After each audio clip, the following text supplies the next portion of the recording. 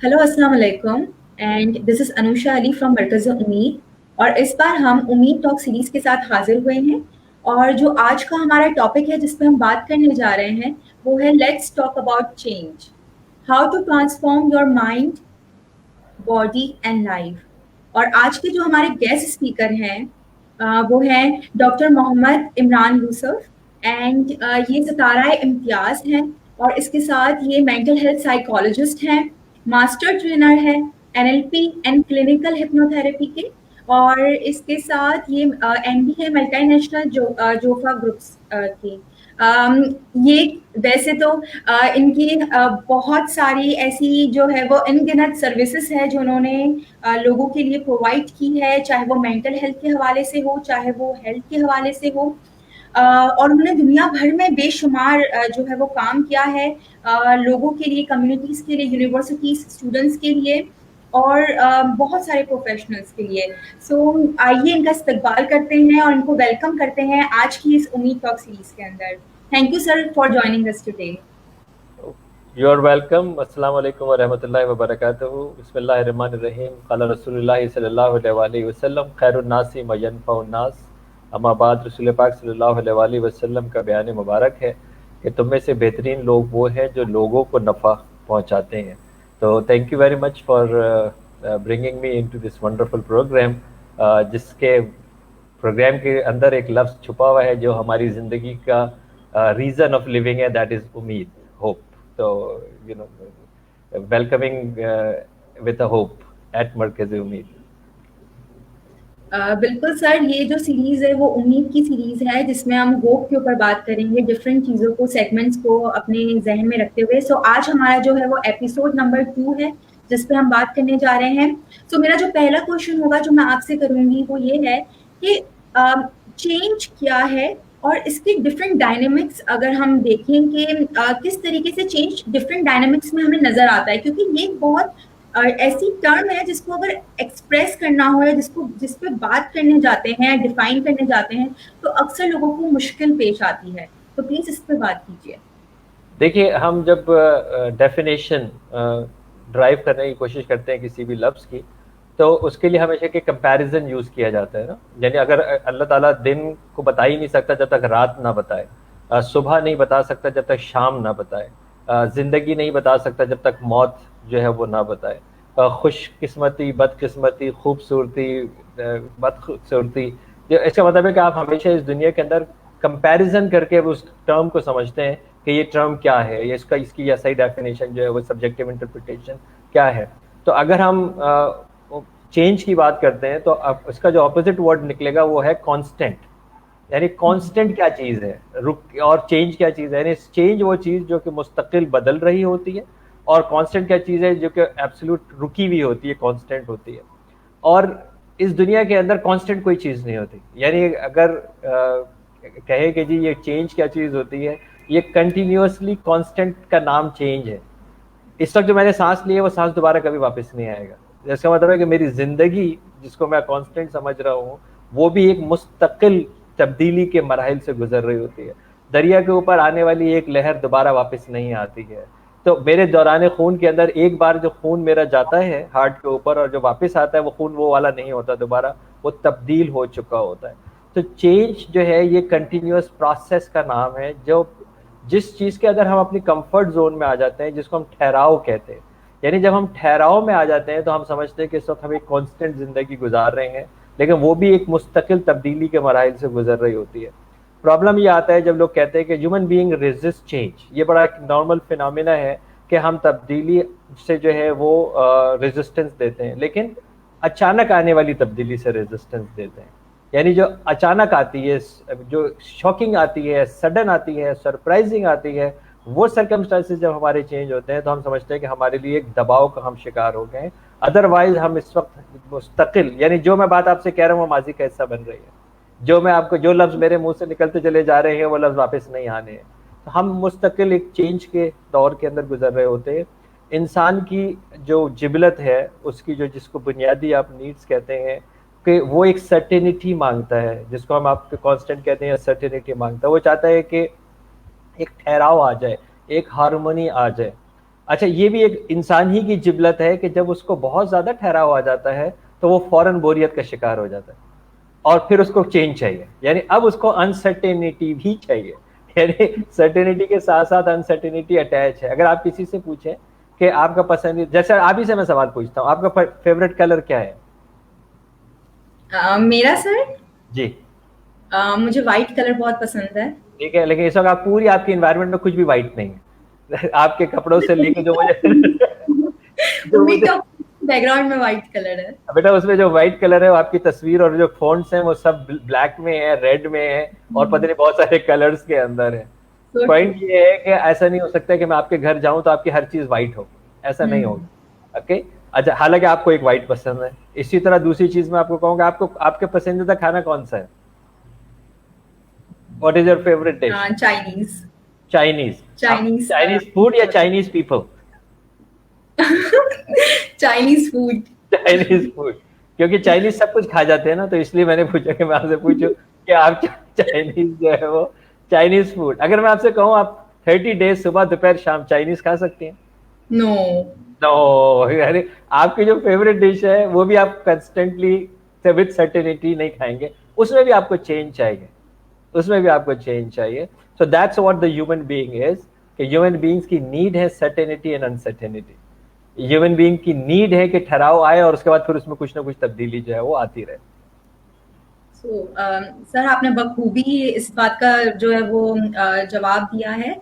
जो मेरा second question है जिसमें मैं चाहती हूँ आप बात करें, वो ये है कि अक्सर ये कहते हैं कि चेंज आता कहाँ से है, किस तरीके से आता है, ये विद चेंजिंग टाइम आ रहा है या ये एवरीडे रूटीन का पार्ट है, और ये विद इन आता है या फ्रॉम एक्सटर्नल स्टिमुलाई। इस पे बात करें कि इसकी ओरिजिनेशन पे कैसे, कहाँ से इसकी बुनियाद होती है चेंज की। देखिए, जब हम माँ के पेट में होते हैं और 4 महीने के होते हैं तो एक फरिश्ता आता है और रूह को फूंकता है, और उसके बाद हमारे अंदर एक मुकम्मल वजूद बनता है जिसको हम जिस्मानी और रूहानी वजूद कहते हैं। और उसमें जो जहनी वजूद बनना शुरू हो जाता है, यानी हवास का इदराक होना शुरू हो जाता है। हम अपनी माँ के पेट के अंदर ही सुनना शुरू कर देते हैं। हमारी बसारत आ जाती है, चाहे वो अंधेरा ही हमें नजर आ रहा हो, लेकिन हमारी आंखें जो है वो बन जाती हैं और हम महसूस करना शुरू कर देते हैं। हमारे पास जायका भी आ जाता है, हमारे पास स्मेल भी आ जाती है। यानी हमारी जो पांचों हवास है ये उस वक्त डेवलप हो जाते हैं जब हम माँ के पेट में 4 महीने के होते हैं, और वही से वो है जो डेटा रजिस्टर होना शुरू होता है, जिसको हम अपनी हार्ड डिस्क कहते हैं।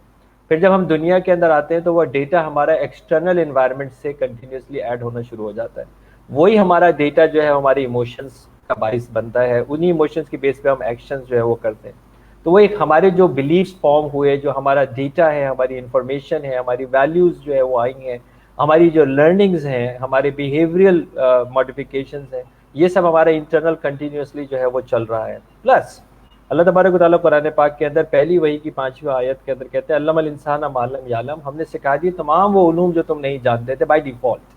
सो इसका मतलब है कि दुनिया में एक इंसान ने आज तक जो कुछ किया है, जो कुछ कर रहा है और जो कुछ करेगा, उस सब की पोटेंशियलिटी अल्लाह ताला ने बाय डिफॉल्ट इंसान के अंदर डाल दी।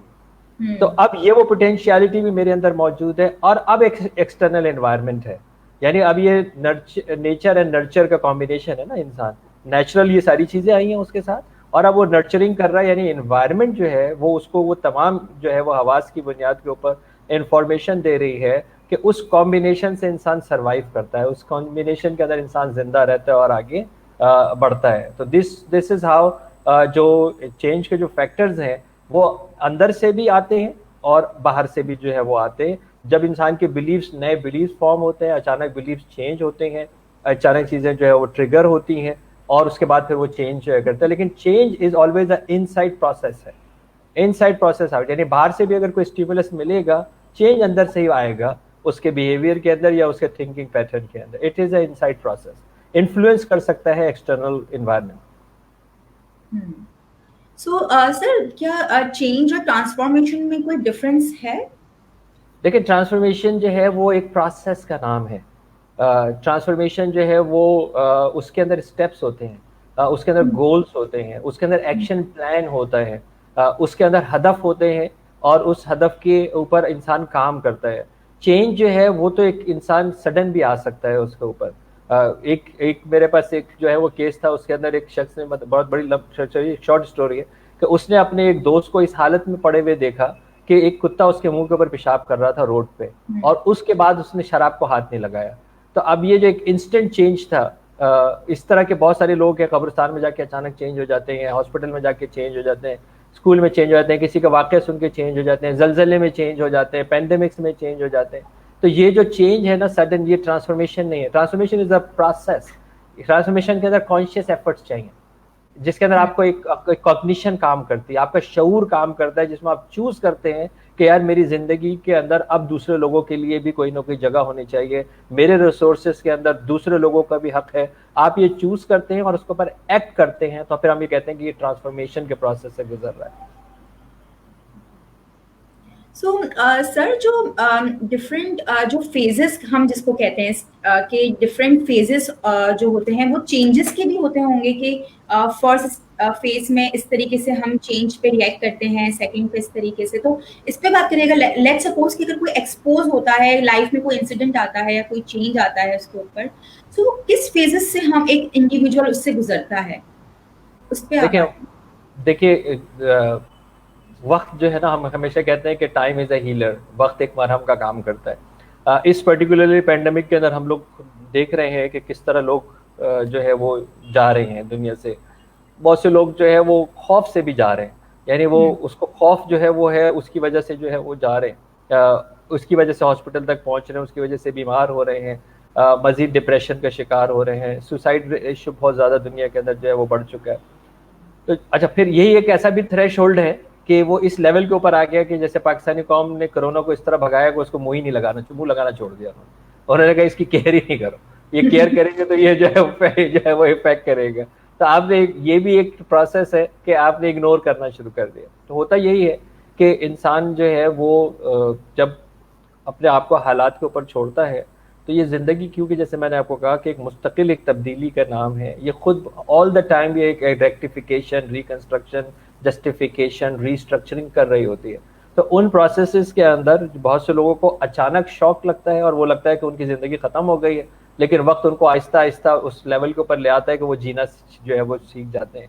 और कुछ लोग ऐसे हैं कि जो अपने आप को एडजस्ट करते चले जाते हैं, और वो अपने उन जो शॉक्स उनको मिल रहे हैं या उनको जो स्ट्रेसर्स उनको मिल रहे हैं, उसको वो डील करते चले जाते हैं और फिर फाइनली वो उससे बाहर निकल आते हैं। तो इस प्रोसेस कि इंसान का अपना कोपिंग मैकेनिज्म उसने किस तरह डेवलप किया है, और या उसको कौन सी सपोर्ट जो है वो बर वक्त मिल गई है। तो सर, जो है वो अक्सर, जैसे आपने स्टार्टिंग में भी कहा इस सेशन की, कि जो है वो एक ह्यूमन साइकोलॉजी है इसके अंदर, के लोग जो है वो खौफ का शिकार होते हैं जब भी जिंदगी के अंदर चेंजेस से वो गुजरते हैं या चेंज देखते हैं। तो किस तरीके से हम जो लोग हैं, वो पहली बात तो ये कि वो उन्हें क्यों ऐसा होने लगता है, जिस पे आपने ऑलरेडी बात भी कर ली है, लेकिन अगर ये होने लगता है, डर महसूस होने लगता है, तो किस तरीके से इसे एक्सेप्ट कर इसको डील कर सकते हैं, सडन जो है वो चेंजेस आती हैं, या उसको, इस पे बात कीजिए प्लीज। देखिए अल्लाह तबारक व तआला ने जब हमको इंसान को पैदा किया तो बाय डिफ़ॉल्ट सिर्फ दो ही फियर्स लेके उसको दुनिया में भेजा है। एक है बुलंद आवाज़ का खौफ और एक है बुलंदी से गिरने का खौफ। बुलंद आवाज़ से इसलिए ताकि उसके जो हवास हैं वो महफूज हो जाएं, और वो उसकी अपनी बसारत ना खो दे, अपनी समाअत ना खो दे, और अपने जायके जो है वो की हिस्स जो है वो ना खो दे, क्योंकि ये उसके सर्वाइवल के लिए ज़रूरी है। ये ऐसा ही है कि जैसे हमारे घर के अंदर सर्किट ब्रेकर्स लगे हुए होते हैं, जब बिजली की फ्लक्चुएशन होती है बहुत ज़्यादा तो वो सर्किट ब्रेकर गिर जाता है और फ्रिज बच जाता है, माइक्रोवेव बच जाता है, अदरवाइज जो है वो हमारा इक्विपमेंट उड़ जाएगा। इसलिए अल्लाह ताला ने हमारे लिए बुलंद आवाज़ के ऊपर क्या होता है कि हमारे जो सेंसेस हैं 5, ये फ्रीज हो जाते हैं ताकि इसको प्रोसेस ही ना करें और ये बच जाए, अदरवाइज फिर ये डैमेज हो जाते हैं। इसी तरह बुलंदी से गिरने का खौफ ये है कि अगर आप ये नोट किया होगा कि अगर आप बच्चा गोद में है, छोटा सा बच्चा गोद में, अगर आप ज़रा सा भी करते तो कॉलर पकड़ लेता है इस तरह, तो उस बच्चे को भी पता है कि मुझे गिरना नहीं है।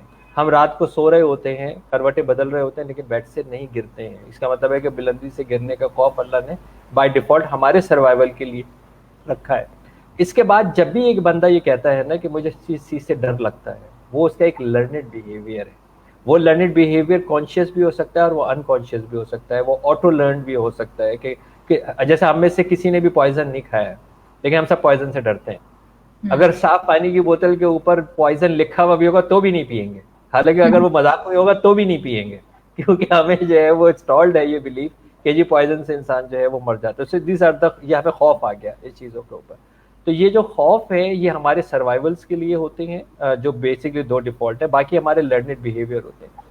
और वो लर्नेड बिहेवियर जैसे मैंने कहा कि किसी ना किसी रीजंस की वजह से ऑटो इंस्टॉल हो जाते हैं, और फिर आपको उसके ऊपर काम करना होता है। यानी आपने एक बिहेवियर जो लर्न कर लिया है उसको आपने क्या करना है, आपको उसको अनलर्न करना है और एक पॉजिटिव बिहेवियर को रीलर्न करना है। यानी हम्म। अगर मुझे अंधेरे से डर लगता है तो मुझे अंधेरे की जरूरत भी तो है ना। अगर मैं ये कहूँ कि जी अंधेरे का ऑपोजिट रोशनी कर दें, तो रात को अगर मैं रोशनी में सोऊंगा तो मेरा मेलाटोनिन जो है वो काम करेगा नहीं, तो मेरी नींद जो है वो प्रॉपर नहीं होगी, मेरा पूरा जो हार्मोनिक सिस्टम जो है वो डिस्टर्ब हो जाएगा। तो इसका मतलब है मुझे अंधेरा भी चाहिए, अंधेरे के अंदर जो खौफ है वो मुझे निकालना है। तो ये बिहेवियर है। तो ये बिहेवियर जो है, इस बिहेवियर को आप क्या करते हैं, बिहेवियर को मॉडिफाई करते हैं बाय अनलर्निंग एंड रीलर्निंग। कुछ ऐसे बिहेवियर्स होते हैं जो इंसान खुद जो है वो कर जाता है, और जब नहीं कर पाता है तो फॉर श्योर वो किसी ऐसे थेरेपिस्ट के पास जाता है, साइकोलॉजिस्ट के पास जाता है, जो उसको हेल्प आउट करता है कि इस बिहेवियर को जिसको आप खौफ कह रही हैं, अनलर्न और relearn as a positive resource कैसे कराया जाए। सो सर, जो लाइफ के अंदर जो है वो हम कहते हैं कि अक्सर लोग चाहते हैं कि वो एक पॉजिटिव चेंज लाइफ में जाए। एक तो है सडन चेंज लाइफ में आता है, एक हम चाहते हैं कि we really want positive change, या फिर आपने जो कहा कि ट्रांसफॉर्मेशन, अगर चेंज को ट्रांसफॉर्मेशन की तरफ और मजीद ले जाएं कि how to transform our life by conscious efforts. तो किस तरीके से हम जो है वो अपनी लाइफ को बेहतर बना सकते हैं इसी चेंज की वजह से, जिससे इंसान डर रहा होता है लेकिन वो चाह भी रहा होता है ये चेंज अपने आप को एवरीडे बेहतर की तरफ। तो उस पर स्टेप्स भी बताइएगा और उस पर टिप्स भी बताइएगा आई थिंक कैसे। मेरे ख्याल में जितना ज्यादा मिसकंसेप्शन लोगों को इस एक टर्म से है जिसको आप ये पॉजिटिव चेंज कहते हैं, जी। जिसको आप ये कहते हैं कि आप हमेशा ऑप्टिमिस्टिक होना चाहिए, हमेशा पॉजिटिव चेंज की बात करनी चाहिए, हमेशा पॉजिटिविटी की बात करनी चाहिए। आई थिंक ये लोगों को जो सबसे बड़ा मिसकंसेप्शन ये है कि वो कहते हैं कि ये तो हकीकत पसंद ही नहीं है। एक आदमी रोड के ऊपर मतलब पड़ा हुआ है, उसकी टांग पे से खून बह रहा है, आप कह रहे हैं तुम पॉजिटिव सोचो, क्या पता पॉजिटिव सोचेगा इस वक्त। तो आप जो है बेसिकली पॉजिटिव चेंज का मतलब या पॉजिटिव थॉट्स का मतलब या पॉजिटिव का मतलब ये कि आप पॉजिटिव स्टेट में आ जाएं सडनली। वो पॉजिटिव स्टेट यानी उस कैफियत में आ जाएं जिस कैफियत के अंदर आप उस पे फोकस कर सके कि आपकी चॉइसेस ऐड हो जाएं। यानी एक एनी सर्कमस्टांसेस जब आप स्टक पोजीशन के बजाय चॉइसेस की बात कर रहे हो, चॉइसेस क्रिएट करने की बात कर रहे हो, या choosing among the best choice जो कर रहे हो, उसको आप पॉजिटिव थिंकिंग कहते हैं। यानी एक शख्स है, अगर उसका रोड पे एक्सीडेंट हुआ है और वो गिरा है और उसके पैर में से जो है वो खून निकल रहा है, अंगूठा उसका ब्लीड कर रहा है, तो वो कह रहा है कि शुक्र है मेरा पैर बच गया। तो अब यानी उसका उसका जो शिफ्ट है वो ऑटोमेटिकली उस चीज के ऊपर है कि मेरे पास रह क्या गया रादर देन जो मेरे पास से चला गया। एक दूसरा वो उस चॉइस को जो है वो चूज कर सके कि what I am suppose to do now. यानी एक तो ये कि जी ब्लड देखते के साथ ही मैं बिल्कुल ही बेहोश हो जाऊं, ये भी एक स्टेट हो सकती है। और एक स्टेट ये हो सकती है कि नहीं, मैं उसको किसी तरह जो भी मेरे हाथ के अंदर कपड़ा है मैं उसको बेशक अपनी आस्तीन से फाड़ के उसको फिलहाल जो है वो दबा दूं, या मैं हेल्प करने के लिए तो हो जाऊं, या मैं रोड पे हाथ हिला के कह दूं कि मुझे चोट लग गई है, या मैं हेल्प उसको जो है वो सीख कर सकूं कि मुझे आगे क्या करना है, वो मुझे चॉइस जो है वो मेरे पास क्रिएट हो गई है। तो एनी सर्कमस्टांसेस, चाहे कोई सी भी सर्कमस्टांसेस हो, अगर a person is creating a choice कि अब मैं चूज जो है वो क्या कर सकता हूँ फॉर माई सर्वाइवल, उसको हम कहते हैं कि यार ये पॉजिटिव थिंकिंग है। पॉजिटिव थिंकिंग जो है वो इस तरह होती है कि हम अपनी उस स्टेट के अंदर जो है वो हों कि जब हम वहाँ देख सके कि हमारे पास, जैसे आप बात करें, अब होप क्या है, उम्मीद क्या है, स्टेप क्या है, what can we do. Human being has always surprised. इंसान ने अपने आप को हमेशा सरप्राइज किया है कि कई दफा ऐसा हुआ है कि वो कहता है मुझसे होगा ही नहीं, लेकिन वो कह रहे हैं पता नहीं कैसे हो गया यार, ये तो कर गया यार, और वो कर जाता है। और वो कब कर जाता है, क्योंकि उसने अपनी उस स्टेट को चेंज कर लिया कि I have to live, I can live, I can survive, और उस स्टेट के ऊपर बंदा जो है वो आगे बढ़ जाता है। तो दैट इज, हमें अपने आप को अगर हम रेगुलर, अब इसकी कंडीशनिंग क्या होगी, अगर हम रेगुलर अपनी जिंदगी के अंदर जो हमारे पास है उसको फोकस करना शुरू करते हैं रादर जो हमारे पास नहीं है, तो इसका मतलब है कि हम कंडीशन कर रहे हैं अपने आप को, हम प्रोग्राम कर रहे हैं अपने आप को ऐसे टाइम के ऊपर जब हम प्रॉब्लम में नहीं है। उस टाइम भी हमारी जो हैबिट है वो ये है। तो होता क्या है कि इसी ऑटोमेटिक कंडीशनिंग की वजह से जब कोई प्रॉब्लम आती है तो हमारा फोकस भी उधर ही उसी वक्त जो है वो जाता है। कितने सारे आपके स्कूल्स के अंदर आपने देखा होगा कि आपकी आप ही के कोलीग्स बच्चे, जरा सी किसी बात के ऊपर कुछ बच्चे ऐसे होते हैं जो बेइंतहा परेशान बैठे होते हैं, कुछ बच्चे हंस रहे होते हैं, अबे यार क्या हो गया, ये कोई छोटी सी चीज है, ये तो कोई फर्क मसला नहीं हुआ। तो अब वो उस बच्चे में और उस बच्चे में क्या फर्क है, क्योंकि उसने कंडीशन किया हुआ है कि you know this is nothing, we can survive, we can go ahead. This is basically what the positive thinking और पॉजिटिव चेंज, या जिस कहते हैं, इसीलिए तो कहा था कि transformation is a process, transformation is an action to move forward.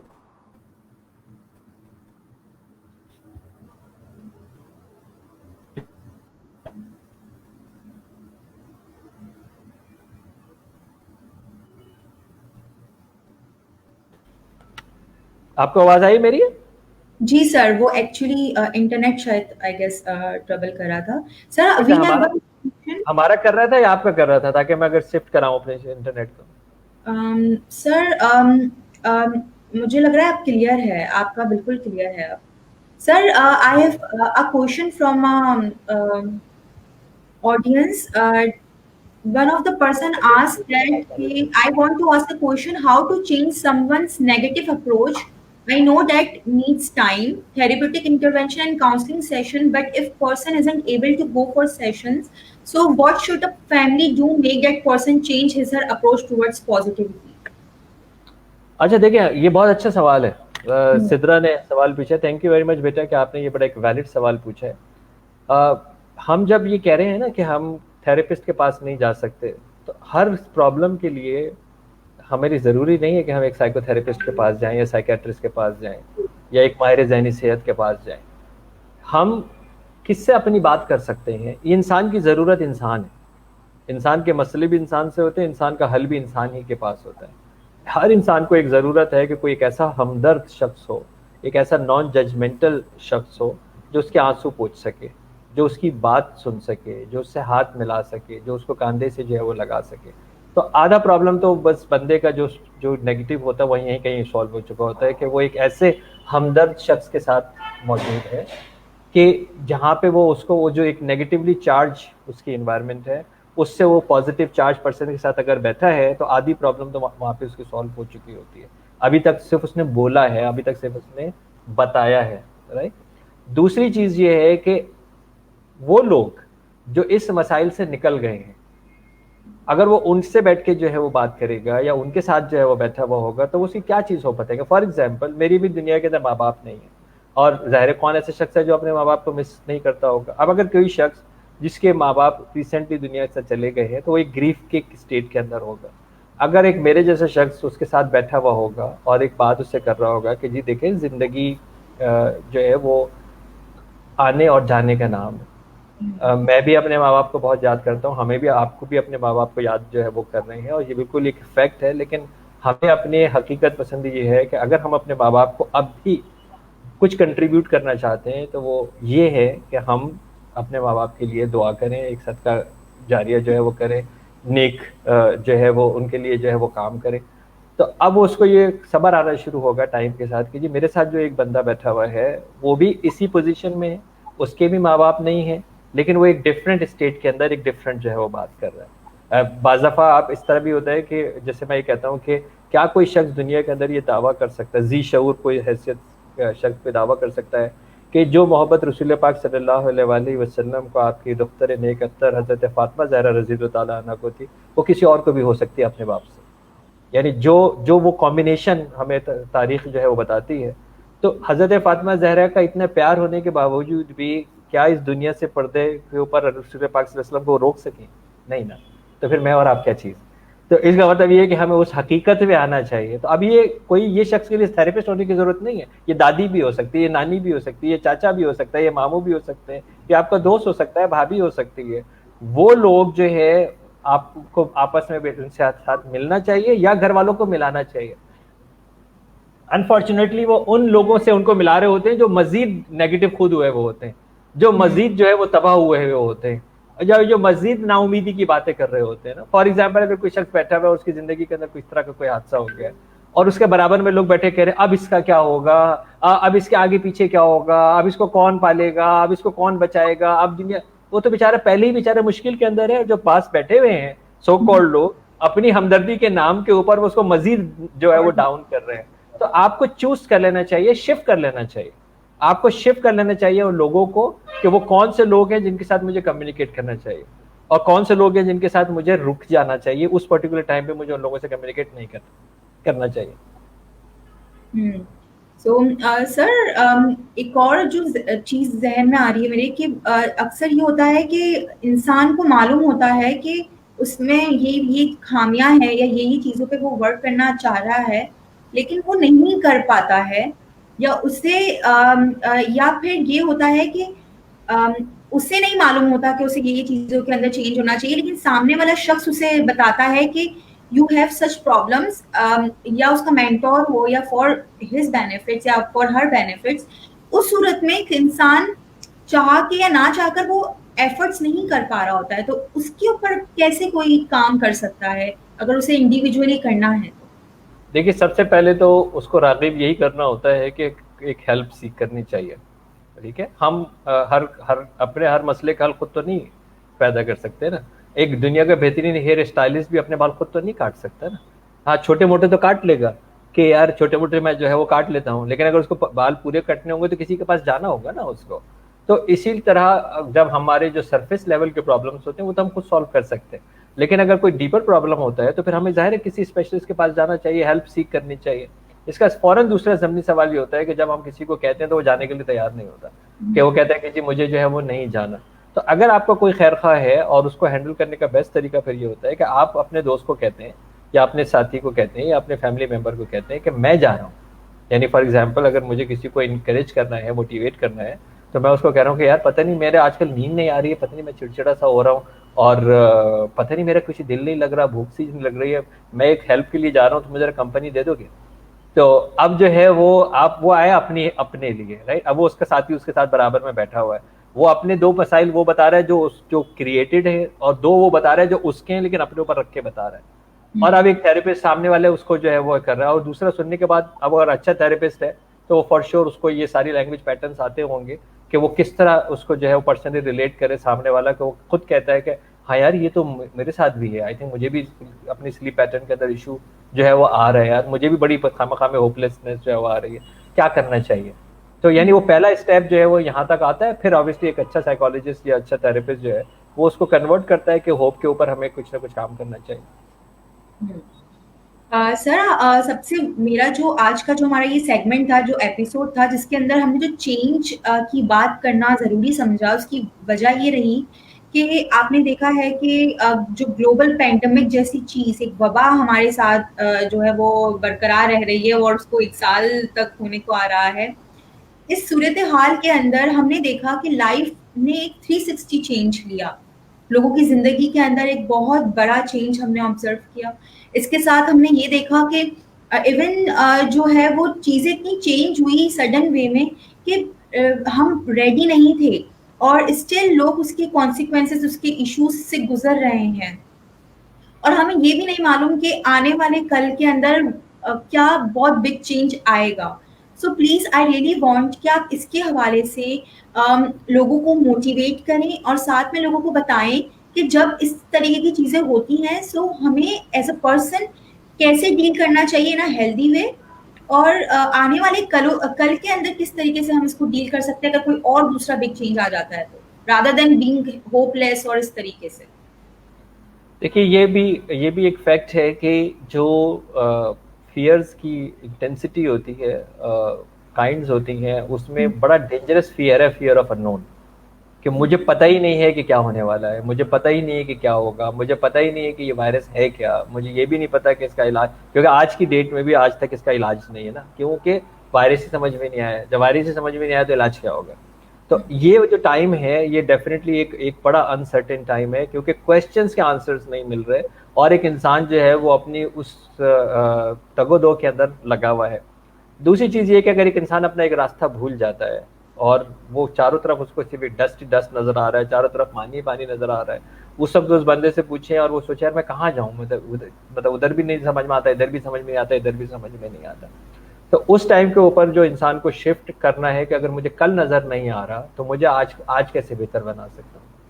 यानी ये जो पहला शिफ्ट इंसान को अपनी सोच के अंदर करना होगा, क्योंकि मुझे कल नजर नहीं आ रहा या कल मुझे समझ नहीं आ रहा, तो सबसे पहले मुझे कहाँ शिफ्ट कर लेना चाहिए, आज के ऊपर शिफ्ट कर लेना चाहिए कि मैं जो आज मेरा कैसे होगा।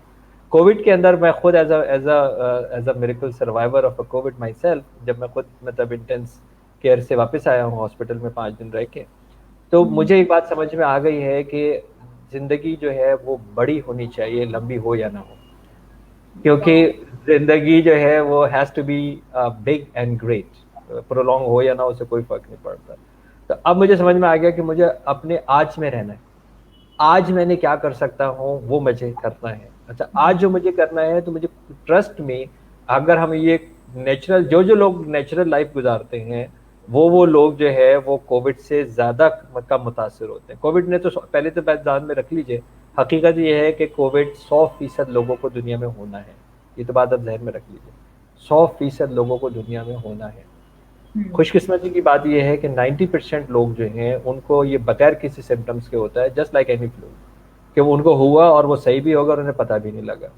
अब उस 90% में से जब लोग निकल गए तो टोटल 10% लोग रह गए। उस 10% में से 90% लोगों को माइल्ड सिम्टम्स आते हैं, बुखार हो गया, गला जो है वो खुश्क हो गया, ड्राई खांसी उनको हो गई, और या पेट थोड़ा सा खराब हो गया उनका।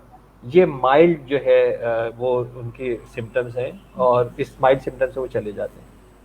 उसके बाद जो है वो कुछ ऐसे होते हैं कि जिनको कुछ मॉडरेट सिम्टम्स आते हैं। उनके मॉडरेट सिम्टम्स के अंदर ये होता है कि उनका बुखार बहुत तेज होना शुरू हो जाता है, उनके कोई सेंस ऑफ स्मेल या सेंस ऑफ टेस्ट जो है वो चली जाती है, या उनको रेड स्पॉट्स कहीं बॉडी के ऊपर नजर आने शुरू हो जाते हैं, टोज के ऊपर, किसी जगह के ऊपर अनयूजुअल रेड टोज नजर आने शुरू हो जाते हैं। ये सारे वो हैं जिसके अंदर अगर वो 7 दिन घर के अंदर अपने आप को रिलीजियसली आइसोलेट कर लें, तो वो 7 दिन के अंदर ये वायरस चढ़ता है और अगले 7 दिन के अंदर ये उतरता है। तो यानी 14 डेज के अंदर ये लोग सेट हो चुके होते हैं, इनको किसी टेस्ट की भी जरूरत नहीं है, ये बाहर जाएं और अपना काम करना शुरू कर दें।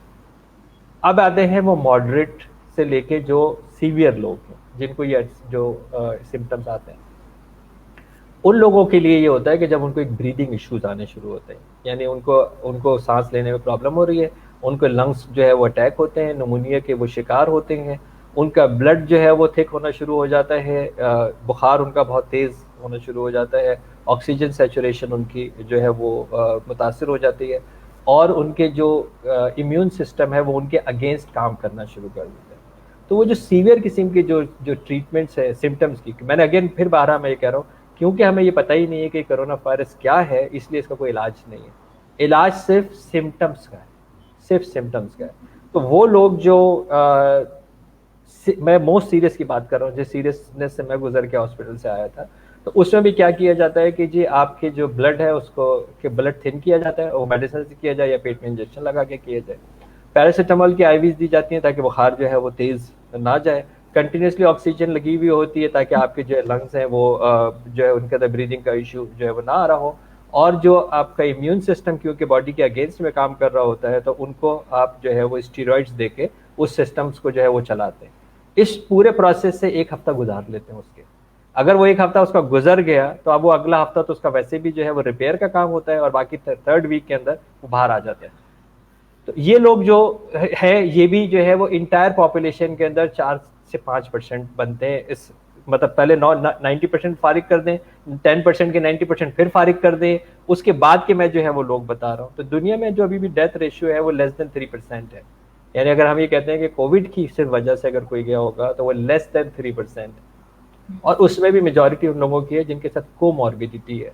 मतलब वो डायबिटिक के पेशेंट थे, वो हार्ट पेशेंट थे, वो लंग्स के पेशेंट थे, वो किडनीज के पेशेंट थे। ये वो लोग हैं जिनकी वजह से इम्यूनिटी, क्योंकि कैंसर के पेशेंट्स थे, एजिंग पॉपुलेशन इसलिए ज़्यादा मुतासर होती है क्योंकि उनकी इम्यूनिटी पहले ही बहुत ज़्यादा मुतासर थी। तो इसलिए ये जब वायरस ने इम्यूनिटी उनकी कमज़ोर की तो उनसे ज़्यादा मुतासर हो गया। अब अगर आप देखें कि पाकिस्तान जैसे मुल्क के अंदर वैसे भी मतलब 200 बच्चे पर डे डिलीवरी के टाइम पे डेथ होती है, तो 6000 लोग जो है वो बच्चे जो है वो सिर्फ इस वजह से जो है वो चले जाते हैं। इंटायर इस 1 साल के अंदर कोविड के जो पाकिस्तान का रेशियो वो 10,000 है। ये 6000 महीने की वैसे बच्चों की जो है बात कर रहा हूँ। जापान के अंदर जो क्योंकि जापान के अंदर डिप्रेशन ज्यादा होता है, वो लोग सुसाइड अटेम्प्ट जो करते हैं। अभी डेवलप कंट्री की मैं बात कर रहा हूँ, 2800 पर मंथ एवरेज सुसाइड्स हो रही हैं, which is way more than Covid. Which is way more than Covid. America के अंदर इन्फ्लुएंजा फ्लू से 50,000 डेथ पर ईयर होती है, इन्फ्लुएंजा फ्लू से 50,000 डेथ पर ईयर होती है। हर 40 सेकंड के बाद इंसान अपनी जिंदगी खत्म कर लेता है, खुदकुशी से सबसे ज्यादा डेथ दुनिया के अंदर होती है। तो अगर हम इस सारे हकीकत पसंदी की तरफ जाएंगे तो हमें लगेगा एक वायरस है, ये वायरस हमारे पर आया है, उस वायरस के लिए हम तैयार नहीं थे, हम इस लाइफ स्टाइल के तैयार नहीं थे, लेकिन हमारे अगर फिगर्स देखें तो सर्वाइवल के रेशियो बहुत ज्यादा है। तो जो सर्वाइव कर सकते हैं, तो फिर इसका मतलब ये है कि हमें वो एक नेचुरल लाइफ गुजारनी है, यानी हमें अपने जिस्म का ख्याल करना है ताकि हमारी इम्यूनिटी जो है वो मजबूत रहे। हमें अपने रूहानी वजूद को अब टटोलने की जरूरत है, क्योंकि ये भी फैक्ट साबित हो गया कि वो लोग जो कि फेथ पे बिलीव करते हैं, जो रिलीजन पे, किसी भी रिलीजन की मैं बात कर रहा हूँ, वो लोग जो है वो उनका जो सर्वाइवल है या उनका जो कोपिंग मैकेनिज्म है वो बहुत ज्यादा बेहतर है बनस्बत के जो कि फेथ बिलीवर जो है वो नहीं है। तो अब हमें अपनी सोल पे काम करना चाहिए, हमें कनेक्टिविटी पे काम करना चाहिए, हमें अपने रब से कनेक्ट होना चाहिए। फिर हमारा रह जाता है माइंड, जिसके अंदर कॉग्निशन है और हमारे इमोशंस हैं। शऊर की मैंने सारी बातें आपको बता दी। जब शऊर ये कह रहा है कि इस दुनिया में सबसे ज्यादा कम अमवात इसी से ही होती हैं, तो फिर इसके अंदर इतना पैनिक होने की क्या जरूरत है, एक। और दूसरी बात ये कि अब रह गया इमोशंस। अब वो इमोशंस का ही बेसिकली इशू आ रहा है, क्योंकि मैं सारा दिन कभी कमरे में बंद नहीं रहता था, मैं बंद हो गया हूँ। तो अब ये मुझे इमोशंस को जो है वो मैनेज करना नहीं आ रहा, मेरा लाइफ स्टाइल जो है वो चेंज हो गया। उस लाइफ स्टाइल को एडजस्ट होने में थोड़ा सा टाइम लगता है, और आहिस्ता आहिस्ता जाहिर होता जा रहा है ये। इसमें जो है वो हम बिल्कुल रेडी नहीं थे। अगर आप मुझे कहें कि मैं सारा दिन बैठा रहूं और साथ जो है वो क्लासें 2-2 घंटे की ऑनलाइन लूंगा, तो मैं शाम को कोलैप्स हो जाऊंगा, क्योंकि मेरी आंख जो है 14 घंटे स्क्रीन नहीं देख सकती है, और या इस मोड ऑफ इंस्ट्रक्शंस के अंदर के लिए मैं तैयार नहीं किया गया हूँ। आई हैव टू मूव, मेरे लिए ऑक्सीजन की होना चाहिए, ब्लड सर्कुलेशन होनी चाहिए। तो अब इसको हमें एडजस्ट करना चाहिए, और हम उस एडजस्ट करने के बाद ये बात इन समरी जो है वो होनी चाहिए कि जी अगर मेरा सांस चल रहा है तो अल्लाह ने मुझे जिंदा रखा है, और अल्लाह ने अगर मुझे कोई जिंदा रखा है तो उसका कोई मकसद होना चाहिए, और उस मकसद को मैं कैसे जो है वो इस्तेमाल करूं कि जिससे मेरे किरदो नवा की और मेरी सोसाइटी की भलाई होनी चाहिए। इसके बाद तो फिर मुझे कोई परवाह ही नहीं पड़ती। मेरा जिस दिन मुझे इजाजत मिल गई कि मैं बाहर आ सकता हूँ, घर से बाहर आ सकता हूँ, उस दिन आके मैं सेंटर के अंदर जो है वो बैठ गया था। हालांकि मैं एक प्रोलॉन्ग कोविड का, एक क्रोनिक कोविड का पेशेंट हूँ, मेरे लंग्स 100% काम नहीं करते, लेकिन मुझे कोई फर्क ही नहीं पड़ता। तो मैंने तो आपको कहा ना, जिंदगी बड़ी होनी चाहिए, बजाय इसके कि मैं बैठा रहूं और अपने लंग्स को सोचता रहूं कि ये कब सही होंगे, मैं ये काम क्यों ना करूं कि मैं क्या इस लंग्स में मैं क्या कर सकता हूँ वो सोचूं ना मैं। यानी मेरी जो पोटेंशियलिटी अगर 70% रह गई है या 80% रह गई है, तो मैं उस 80% की तो ऑप्टिमाइजेशन कर लूं ना। उस 20% का रोना रो के क्या फायदा मुझे होगा। कोई शख्स का के 100 रुपए थे, वो 20 रुपए उसके चले गए, वो 20 रुपए रोए जा रहा है, रोए जा रहा है, रोए जा रहा है, 80 रुपए खर्च नहीं कर रहा। जाके अपने 80 रुपए एंजॉय करो ना, रादर देन कि आपने उस 20 रुपए को जो है वो रोते रहोगे। That's what the shift of the mind. तो जितना हम अपने माइंड को शिफ्ट करते जाएंगे, अगर हम खुद कर लेंगे तो हमारी लाइफ जो है वो एक पीसफुल हो जाएगी। नहीं करेंगे तो जिंदगी तो करा ही रही है, क्योंकि हमारे इख्तियार में तो नहीं है। जो चीज हमारे इख्तियार में नहीं है, अगर हम अपने आप को उस पर छोड़ दें, या जो हमारे इख्तियार में है उसको ऑप्ट करना शुरू कर दें, तो लाइफ चेंज हो जाएगी। तो सर, जो किड्स होते हैं, चिल्ड्रन होते हैं, जो बिल्कुल हम कहते हैं ना कि अर्ली ईयर्स के अंदर अगर हम ट्रेनिंग्स देते हैं प्रॉपर तरीके से, तो इस चेंज के हवाले से क्या आप कुछ सजेस्ट करना चाहेंगे कि शुरू से ही क्योंकि कहते हैं कि बच्चे वल्नरेबल थोड़े ज्यादा होते हैं और उनको चीजें थोड़ी सी इजीली समझ नहीं आ रही होती है, तो किस तरीके से फ्रॉम द बिगनिंग अगर हम अपने आप को स्ट्रेंथन करते हैं, तो how it will help us out के लाइफ में जितनी भी चीजें होती हैं, we can easily deal with it. मतलब प्रॉब्लम होगी लेकिन we can fight back to it. तो उसके लिए अगर आप कुछ कहें। देखिए, बच्चों की जो 0 से लेकर 7 तक की एज होती है, वो बिल्कुल ऐसे है जैसे एक ब्लैंक पेपर है। उस ब्लैंक पेपर के ऊपर आप जो लिखते जाएंगे वो एज इट इज लिखा चला जाएगा। ठीक है, जो आप उसके लिए राइट कर रहे हैं वो आप उसके लिए लिखा जाएगा। इसीलिए कहते हैं कि जो 7 ईयर्स के अंदर पर्सनालिटी डेवलप हो चुकी होती है, क्योंकि आप उसके लिए सारा कुछ लिख चुके होते हैं। उसकी बिलीव्स, उसका वैल्यूज, उसका एक्सेसिंग सिस्टम, ये सारी चीजें आप लिख चुके होते हो। 7 से 14 तक की जो एज है वो मॉडलिंग एज होती है। बच्चे वही करते हैं जो वो देखते हैं, वही कॉपी करेंगे। तो अब जो सारी जिम्मेदारी है वो किसकी हो गई? हमारी हो गई। यानी हम 7 ईयर्स तक के बच्चों पे लिख क्या रहे हैं, हम कौन से प्रोग्राम्स इंस्टॉल कर रहे हैं कॉन्शियसली एंड अनकॉन्शियसली, और हम बच्चों के लेवल पे जाके उनको ये सिखा रहे हैं या अपने लेवल के ऊपर एक्सपेक्ट कर रहे हैं। तो ये एक सेकंड पे एक्सपेक्ट है। दूसरा, जो 7 से 14 मॉडलिंग क्या कर रहे हैं, मैं अगर खुद डर रहा हूँ और मैं बच्चों को कह रहा हूँ देखो तुम डरना नहीं, मैं तो क्या फजूल बात कर रहा हूँ। मैं खुद सिगरेट पी रहा हूँ, उसको कह रहा हूँ देखो तुम सिगरेट नहीं पीना। मैं खुद झूठ बोल रहा हूँ, उसको बोल रहा हूँ तुम झूठ नहीं बोला। मैं तो क्या फजूल किस्म की बात कर रहा हूँ। तो इसका मतलब ये है कि बच्चों को मुझे जो चाहता हूँ कि वो ऐसा करें, वो मुझे करके दिखाना होगा। तो ये जो चेंज की बात हो रही है, ये बच्चों में नहीं आएगा, ये मुझ में आएगा ना। मुझे अपने बिलीव्स को, अपनी वैल्यूज को, अपने राइट और रॉन्ग को पे काम करना होगा। मुझे अपने इमोशंस पे काम करना होगा, अपने बिहेवियर को काम करना होगा। मुझे वो मॉडल बन के अपने बच्चे के सामने आना होगा, या अपनी क्लास के सामने एज अ टीचर आना होगा, जिसको वो फॉलो करेंगे। If I am not doing this, तो बाकी सब भाषण है और ये कोई काम नहीं करेगा। आप फजूल किसी के भाषण देते रहे, ये कोई काम नहीं करेगा। They will do what they will see, not what they will listen. जो वो देखेंगे वो करेंगे वो। और वो काम आपका है कि आप अपनी एनवायरनमेंट के अंदर और अपनी एजुकेशन के अंदर, अपनी तरबियत के अंदर वो सारे पहलू लेके आए अपने ऊपर। अपने ऊपर अगर आप ये चाहते हैं कि आपके बच्चे नरम मिजाजी से बात करें, तो आप चीख चीख के घर में बात नहीं कर सकते। क्योंकि अगर आप चीख चीख के बात कर रहे हैं, धाड़ धाड़ के बात कर रहे हैं, बदतमीजी से बात कर रहे हैं, तो फिर वो आपके ख्याल में क्यों बहुत जल्दी अपने फेफड़ों का इस्तेमाल नहीं करेंगे और चीखना चुकाना शुरू नहीं करेंगे। तो हम लोग ये समझते हैं कि ये शायद कोई ऐसा काम है कि हम जैसे गाड़ी दे आते हैं ना मैकेनिक के पास, कि ये आपने मैकेनिक के पास गाड़ी दे दी और तुम सही करके दे देना। तो हमने अपने बच्चों को स्कूल भेज दिया, वो सही करके दे देंगे। मदरसे भेज दिया है, वो सही करके दे देंगे। या किसी और, इवन थेरेपिस्ट के पास ले गए, साइकोलॉजिस्ट के पास लेके आ गए, मेरे बच्चे के अंदर ये सही आप सही कर दें। हम कोई मैकेनिक है जो हम जो है वो सही कर दें? देखा, मेरे पास बच्चों को लेके आते हैं कि ये डॉक्टर साहब ये बहुत गालियां बकता है, ऐसी गालियां बंद कराते हैं। मैंने कहा जी गालियां घर में कौन बकता है? जी वो मेरे ससुर बकते हैं। तो लाना तो ससुर को चाहिए, तो ससुर आएंगे नहीं, तो आप बच्चे को पकड़ लाए। मतलब आप सोचे ना, ये जुल्म नहीं कि आप जो है जिसको वो कॉपी कर रहे हैं उस पर आपका इख्तियार नहीं है, लेकिन आप चाहते हैं कि जी बच्चे को जो है वो हम सेट कर दें या फिक्स कर दें उसके ऊपर। तो ये अप्रोच जो है जब हम बच्चों की बात करते हैं, मैं सख्त मुझे चिढ़ होती है जब कहते हैं जी नौजवान नस्ल बिगड़ रही है। अरे भाई नौजवान नस्ल कहाँ से बिगड़ रही है? हमारी नस्ल बिगड़ रही है।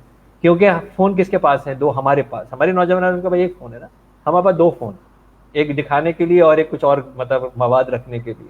और कह रहे हैं बिगड़ वो रहे, वो कहाँ बिगड़ रहे हैं ना, आप भी तो ये काम कर रहे हैं। तो हम जो है वो तवज्जो नहीं दे रहे। हम ये कह रहे हैं कि इनका स्क्रीन टाइम बहुत ज्यादा, हमारा भी इतना ही है। हम तो खाना खाते हुए भी फोन यूज कर रहे हैं, बात करते हुए भी फोन यूज कर रहे हैं, कहीं बैठे हुए भी, मतलब दो लोग आपस में बैठे, आप देखें अभी शादियों में चले जाएं आप लोग, दो लोग बैठे हुए आपस में जो है वो उस पर लगे हुए हैं। आप खुद कम्युनिकेट नहीं कर रहे, बच्चों को कह रहे हैं कि स्क्रीन टाइम बहुत है इनका। तो हम खुद अगर अपने आप को कंट्रोल करने के लिए तैयार नहीं है, बिहेवियर अपने मॉडिफाई करने के लिए तैयार नहीं है, और उनको चाहते हैं वो ये कर लें, कैसे होगा ना? मुमकिन ही नहीं होगा। बिल्कुल हमें खुद रोल मॉडल बनना होगा अगर हम चाहते हैं कि बच्चों के अंदर हम चेंज ले आ सके। सर हम इख्तिताम की तरफ जा रहे हैं अपनी सेशन की। मैं बस ये चाहूंगी कि लास्ट में आप एक ऐसा मैसेज दें कि जैसे हम बात आज हमने जो बात की लेट्स टॉक अबाउट चेंज के ऊपर, एक ऐसा मैसेज दें जिससे लोग इस चेंज से डर के बजाय जो है ना वो इस पे बात करना शुरू करें अब से। देखिए, मरकज़ उम्मीद में आके मैंने एक जो एक्सपीरियंस मुझको होता है, और इसी तरह के जो इदारे हैं जिनके साथ, बहुत सारे इदारों के साथ मैं मुंसलिक हूँ, हम एनर्जी बीइंग हैं। अल्लाह ने हमें जब बनाया है तो हम कहते हैं अल्लाह नूरुस समावाति वल अर्द, कायनात में हम तमाम चीज़ें जो है ना वो नूर की बुनियाद पर हैं। हम सब एनर्जी बीइंग हैं, और हम पूरा इस पर एक टॉपिक कर सकते हैं कभी फ्यूचर में, या गूगल पे लोग मुझे सर्च कर सकते हैं। एनर्जी बीइंग के ऊपर मैंने बहुत सारे जो है वो की। आज अब हमें क्वांटम फिजिक्स ने ये बात भी मतलब प्रूव करके दे दी कि हम जो अपने आप को एक सॉलिड कहते हैं, मैटर कहते हैं, मादा कहते हैं, हम ये नहीं हैं, बल्कि हम एक एनर्जी बीइंग हैं। और तो एनर्जी के बहुत सारे कवानीन होते हैं, और उस कवानीन में एक पॉजिटिव और नेगेटिव एनर्जी भी होती है। यानी अगर मैं किसी दबाव का शिकार हूँ, तो उस वक्त मैं मेरी जो चार्ज है वो नेगेटिव एनर्जी मेरी ज़्यादा चार्ज है, इसीलिए मैं एक मनफी रवैये का जो है वो शिकार हुआ हुआ हूँ, मनफी कैफियत का शिकार हुआ हुआ हूँ।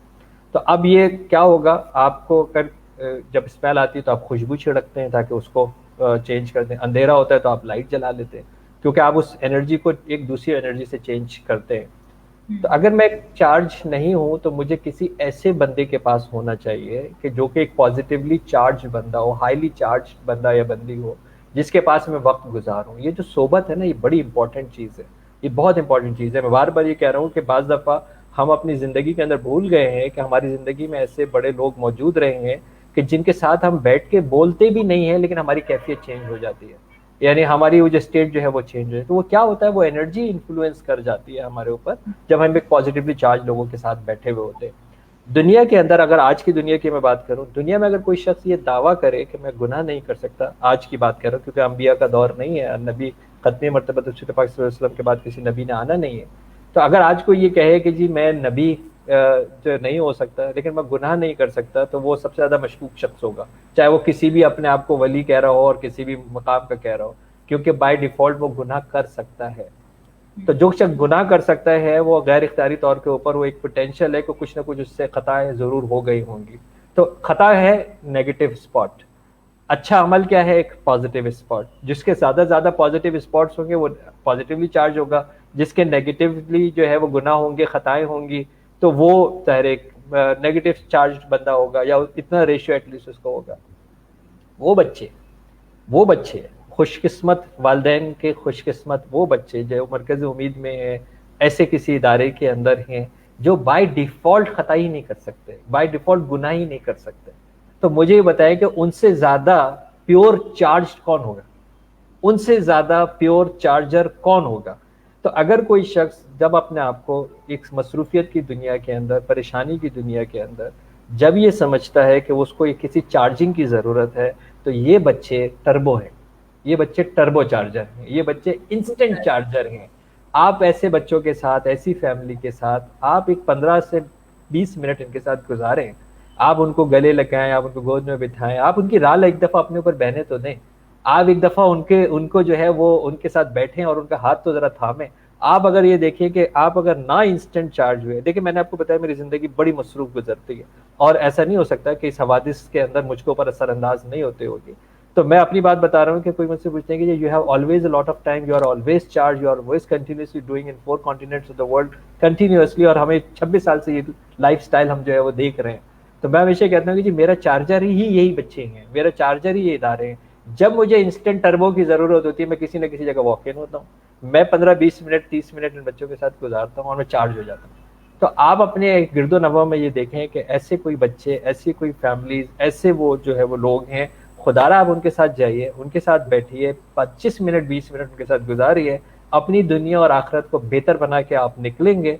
और ऐसा नहीं हो सकता है कि आपकी जिंदगी के अंदर, मैं तो साइंस का स्टूडेंट हूँ, यूनिवर्सिटी में पढ़ाता हूँ, मैं साइंटिफिकली इस बात को प्रूव कर सकता हूँ कि आपकी स्टेट कैसे जो है, मेरे पास इतने गैजेट्स भी हैं कि मैं रख के भी बता सकता हूँ आपको कि आपकी स्टेट चेंज हो गई है 20 मिनट के अंदर, और आपके स्टैटिस्टिक्स एंड वाइटल्स जो है वो आपकी बॉडी के जो है वो चेंज हो गए, अगर आप ये एक्सपेरिमेंट करना भी चाहते हैं। तो that is basically my message कि आप अपनी दुनिया से बाहर निकल के ऐसे लोगों के साथ जो है वो अटैच हों, उसमें आप ही का फायदा होगा। अपेरेंटली अल्लाह ताला का भी अजीब व गरीब निज़ाम है, वो समझता है कि वो जब लोगों की मदद कराता है तो शायद लोगों की हेल्प हो रही होती है, उस बंदे की हेल्प हो रही होती है। अल्लाह ताला ये कहता है कि मेहमान जो तुम्हारे घर भेजता हूँ वो अपना रिस्क, तुम्हारा रिस्क और तुम्हारे घर की बरकत और तुम्हारे गुनाहों की तलाफी लेकर मेहमान आ रहा होता है। आप अंदाजा करें कि हमें ये लग रहा होगा शायद कि हम मेहमान को खाना खिलाएंगे तो हमारा काम हो जाएगा, लेकिन अल्लाह ये कह रहा है कि ये ऑपोजिट है। यानी जो भी आप करते हो, आप कोई भी इबादत करोगे, कोई भी खैर का काम करोगे, उसके अंदर सिर्फ और सिर्फ बंदे का फायदा हो रहा होता है, जो करने वाला हो रहा होता है उसका फायदा हो रहा होता है। और अपेरेंटली हम जो है ये लग रहा होता है कि शायद हमें इसकी जरूरत नहीं है। हमें अपने से बाहर निकल के जो भी हमारे पास पोटेंशियलिटी है, जो भी हमारे पास सलाहियतें हैं, जो भी हमारे पास वसाइल हैं, उस पर लोगों का हक है और हमें उनके ऊपर खर्च करनी चाहिए। एक दफा आप अपने से दूसरों के ख्याल करना शुरू कर दें, रब आपका फिर जो ख्याल करेगा, फिर आपको अपना ख्याल करने की जरूरत नहीं होगी।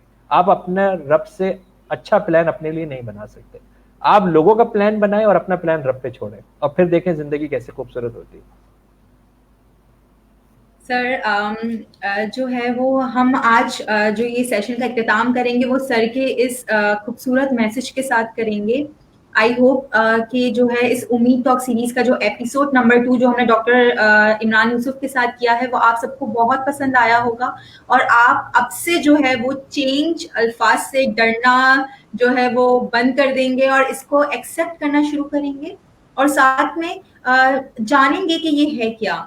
और अगर आपको आज का हमारा सेशन पसंद आया है तो हमसे जो है वो व्यूज कमेंट सेक्शन में जरूर शेयर कीजिए। अगर आप चाहते हैं मैं डॉक्टर इमरान साहब के साथ किसी दूसरे टॉपिक पे आपके साथ हाजिर हूँ, सो प्लीज कमेंट सेक्शन में हमारे साथ अपने व्यूज शेयर कीजिए, तो हम नेक्स्ट टाइम इस बात का जरूर ख्याल रखेंगे।